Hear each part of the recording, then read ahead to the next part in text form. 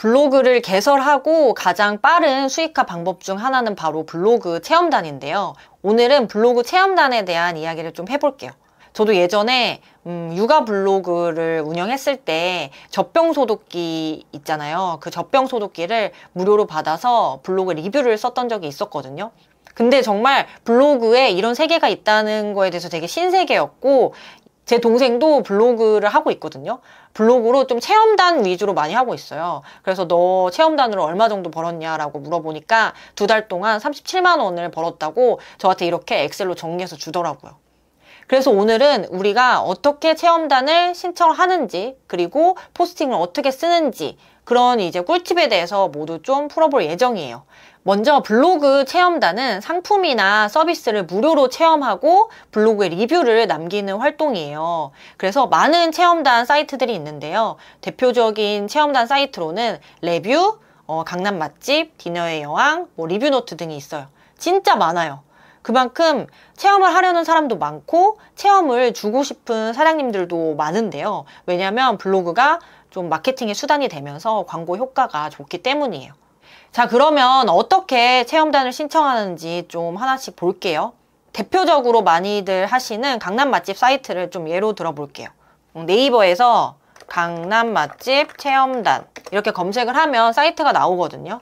그래서 보시면 여기 강남 맛집 블로그 체험단 사이트가 나와요. 그래서 클릭을 해주시고 이제 확인을 해주시면 되는데, 보시면은 진짜 많은 캠페인들이 있어요. 인기 캠페인도 있고 마감 임박 캠페인이 있거든요. 새로운 캠페인도 이렇게 나오고, 그래서 여기에 이제 먼저 로그인을 해주셔야 돼요. 로그인을 하면 내 블로그와 이제 연동이 되거든요. 그래서 로그인을 먼저 해주시고, 그리고 나서 내가 원하는 체험단이 뭐가 있는지 좀 쭉 살펴보시면 돼요. 그래서 보시면은 편하게 지역 이렇게 선택을 해주실 수 있는데, 만약에 내가 홍대에 이제 갈 일이 있다, 홍대에 친구랑 약속을 갈 일이 있다 하시면은 홍대 마포로 이렇게 선택을 하시고, 여기 보시면은 많은 캠페인들이 있죠. 여기 보시면서 원하는 캠페인을 선택을 해주시면 돼요.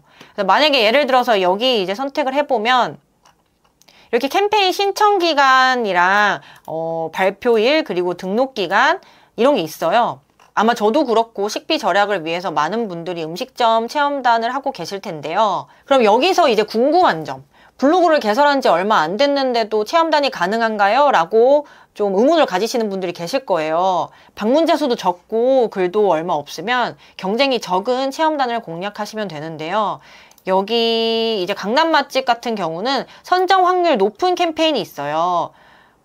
이제 모집이 10명인데 신청을 아무도 안 한 거예요. 그러면 이런 캠페인 같은 경우는 블로그를 개설한 지 얼마 안 했더라도 나를 뽑아줄 가능성이 있겠죠. 왜냐면 이분들은 한 명 한 명의 블로거가 필요하기 때문이에요. 그런데 어느 정도 좀 맛집이라던가 사람들이 많이 방문하거나 사람들이 많이 체험하는 용품들 같은 경우는 블로그에 당연히 글이 좀 쌓여 있는 게 좋은데요. 그 이유는 나를 체험단으로 뽑아주는 사장님이라던가 체험단 직원들이 내 블로그에 들어가 본단 말이에요. 그런데 글이 하나도 없으면 다른 사람들이랑 비교했을 때 뽑아줄 마음이 좀 덜 들겠죠. 그래서 글이 조금은 쌓여 있는 상태로 신청을 해주시는 게 당연히 좋고요. 그리고 뒤에서도 얘기를 해드릴 테지만 체험단 하는 광고주 있죠. 음식점이라고 하면 이 사장님들이 체험단 사이트에 일정 돈을 지불하고 블로거들을 모집하는 거란 말이에요. 그러면 당연히 이 사장님들 기준에서는 우리 음식점의 그런 글들이 검색하면 상위에 나와 있는 게 좋잖아요. 그래서 블로그 지수가 이제 높은 블로거들을 찾는 이유고, 방문자가 많은 블로거들이 선정이 될 확률이 높은 게 바로 그런 이유예요. 그래서 글이 좀 많이 쌓여 있고 블로그 지수가 높으면 좋은데, 나는 좀 블로그 체험단을 빨리 하고 싶다, 글을 쓸 시간도 없고 그냥 체험단만 하고 싶다, 이런 분들은 경쟁도가 낮은 체험단을 위주로 하시면 돼요. 그런데 아무래도 이제 유명한 플랫폼들은 이미 많이 알려져 있잖아요. 그래서 이런 경우 구글에서 좀 마이너한 체험단 사이트들을 찾아줄 수 있어요. 예전에 제가 미용실 체험단을 한번 해보고 싶어가지고 어떻게 검색을 했냐면, 제가 사는 지역 그리고 미용실 체험단 이런 식으로 검색을 했어요.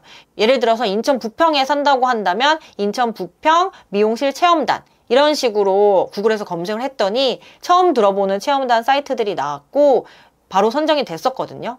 그리고 구글에서 블로그 체험단이라고 검색을 하면 많은 사람들이 리스트를 또 공개하기도 했으니까 활용하시면 좋을 거예요. 그런데 신청자가 많은 곳에 좀 뽑히고 싶다. 그러면 내 블로그 경쟁력을 키우셔야 돼요. 만약에 음식점 체험단일 경우 사장님들이 어떤 블로거를 선호하냐면 음식점에 대한 글이 이미 블로그에 좀 있는 경우, 왜냐면 이 사람이 어떻게 글을 쓰는지 좀 알아야 되잖아요.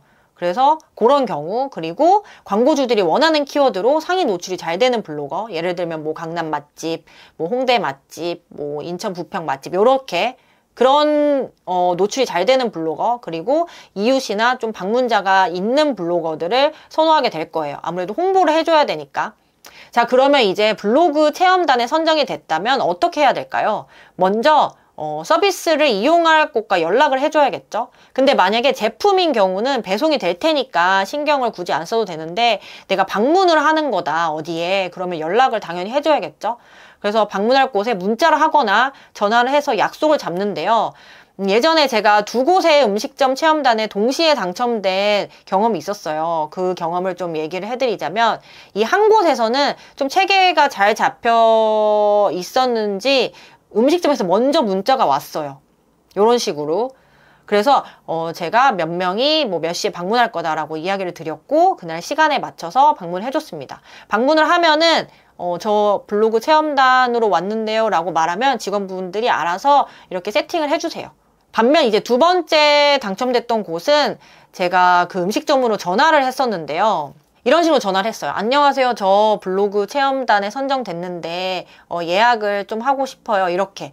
근데 사실 이게 저도 체험단을 많이 안 해봐서 그런지 진짜 떨리더라고요. 왠지 모르게. 그래서 아마 처음 하시는 분들도 좀 떨리실 것 같은데 그냥 전화하시면 돼요. 그러면은 이 음식점 분들도 많은 블로거들을 만나셨을 거 아니에요. 그렇기 때문에 되게 자연스럽게 그러면 뭐 몇 시에 오실 건가요? 뭐 메뉴는 뭐 미리 선정해 주셔도 되고 뭐 이런 식으로 말씀을 잘 해주시거든요. 그거에 따라서 대답을 해주시면 돼요. 그리고 보통 음식점 체험단에 신청할 때 보면 금액대가 정해져 있어요. 내가 만약에 이 음식점에 방문했는데 3만 원치의 음식을 먹을 수 있다. 근데 나는 좀 더 다른 걸 먹고 싶거나 뭐 메뉴를 업그레이드 해가지고 4만 원 이상, 뭐 3만 원 이상을 결제할 수도 있잖아요. 그러면 그 이상 금액은 나가실 때 결제를 해주시면 돼요. 식사를 다 하고 나서는 뭐 사장님이나 직원분께 결제할 금액이 있으면 결제를 하시면 되고, 없으면 뭐 잘 먹었습니다 하고 나가시면 돼요. 간단해요. 아무래도 이 사장님들한테 블로거 한 명 한 명은 소중하기 때문에 대부분 친절하게 잘 대해주실 텐데요. 물론 아니신 분들도 계실 거예요. 제가 동생한테 그동안 블로그 체험단 하면서 좀 기분이 나빴던 적이 있냐, 어떤 이슈가 있었냐라고 물어보니까 좀 불친절한 곳이 있었다고 하더라고요. 기분이 나쁘게.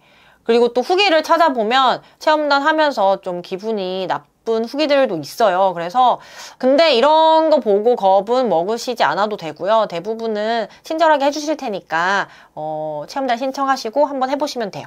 자, 그러면 이제 내가 체험단으로 어떤 음식점이나 어디 매장에 갔잖아요. 그러면 사진은 어떻게 찍어야 되는지 궁금하실 텐데요. 저는 그냥 아이폰으로 찍어요. 요새 핸드폰 뭐 화질 이런 거 되게 좋잖아요. 좋은 카메라로 가져가서 찍으면 사장님이 더 좋아하겠죠. 왜냐면 우리 음식점을 더 좋게 이렇게 리뷰를 해주는 거니까. 그냥 핸드폰으로 찍으시고 보통 뭐 메뉴판 찍고, 그리고 음식점 내부 사진 찍고, 그리고 나오는 음식 찍고, 뭐 주차장 찍고, 사람들이 이곳을 방문할 때 알아두면 좋을 정보들에 대한 사진을 미리 찍어주시면 좋아요. 사진은 되도록이면 좀 많은 게 좋긴 하겠죠. 사람들이 또 음식 사진을 많이 보잖아요.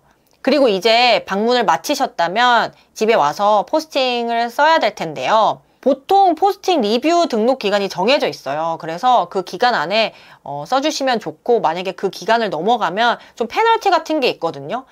페널티가 일정 이상 넘어가면 그 체험단 사이트를 이용을 못한다, 뭐 이런 기준도 있고요. 그래서 그 기간에 맞춰서 이 후기를 써주시는 게 좋아요.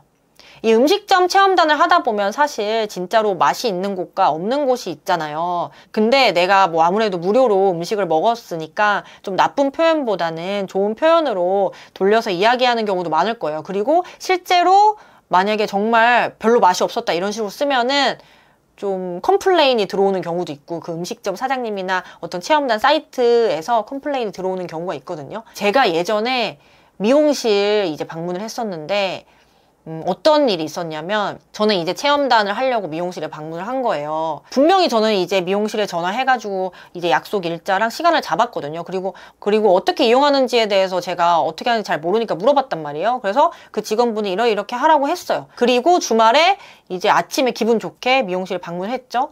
근데 방문을 했는데 좀 당황하는 표정인 거예요. 그 이제 사장님인가 직원분이. 그래서 저 블로그 체험단으로 왔는데 이랬더니 예약된 게 없다는 거예요. 그래서 무슨 소리냐. 저 이제 어제 직원분이 이렇게 통화해가지고 예약을 했다라고 말하니까 그 직원분이 되게 당황하면서 저는 잘 모르겠고 그렇게 하면은 예약이 안 되는 거여서 오늘은 미용실 체험을 못 드린다 이렇게 하고 그냥 가라는 식으로 이렇게 하는 거예요. 그래서 저는 그때가 주말이었거든요. 주말이어서 너무 기분 좋아가지고 아침에 약간 나들이 겸으로 갔는데 갑자기 못하고 그냥 나왔잖아요. 그래서 너무 기분이 나빠서 제가 그거를 이제 포징에 썼죠. 너무 기분이 나쁘니까 여기 이렇게 블로그 체험단 했는데 뭐 이런 경우가 어딨냐 막 이런 식으로 썼어요.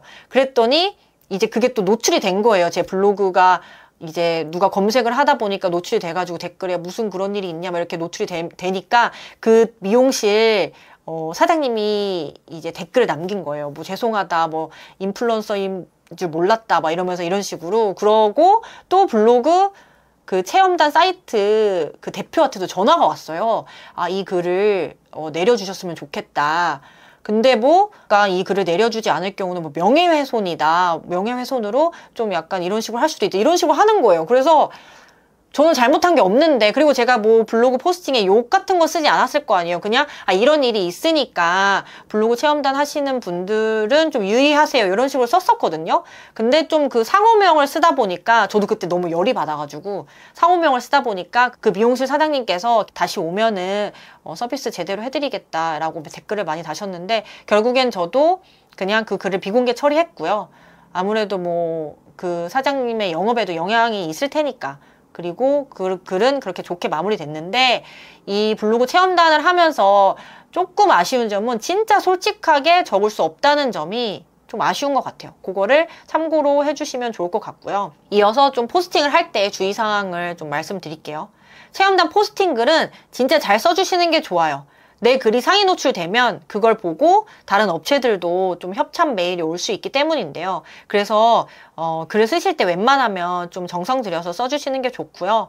상위 노출이 오래되기 위해서는 그 글의 체류 시간이 높아야 돼요. 그래서 동영상도 넣는 거고 사진도 많이 넣고 GIF 같은 것도 넣는 게 그런 이유예요. 이 체류 시간이란 말은 누군가 내 블로그에 들어왔을 때 포스팅을 처음부터 끝까지 스크롤 내려서 읽는 그 시간을 의미하거든요.